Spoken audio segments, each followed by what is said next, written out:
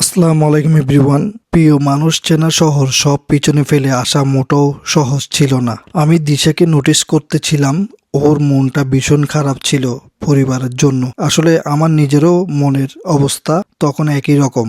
এদিকে বেবিরা স্ক্রিনে গেম আর কার্টুন দেখতেছিল, আর আমার ছোট বেবিটা বলতেছে যে ও এখন হাঁটবে, প্লেনে হাঁটবেই। তুমি কিনা হাঁটতে পারবে না, যাও মামার কাছে যাও।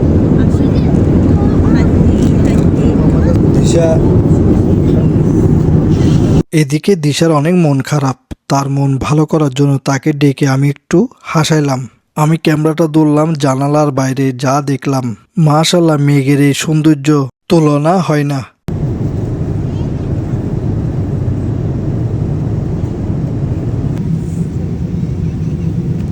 দেখেন, দীর্ঘ জার্নি শেষ করে যখন আমরা প্যারিসে এসে পড়লাম, জানালার বাইরে তাকিয়ে তো আমরা সবাই অবাক। কয়েক ঘন্টা আগেও বাংলাদেশে ছিল তীব্র গরম, ঘাম জড়ানো আবহাওয়া, আর এখানে এসে দেখি চারপাশটা সাদা বরফে ঢেকে আছে পুরো প্যারিস জুড়েই।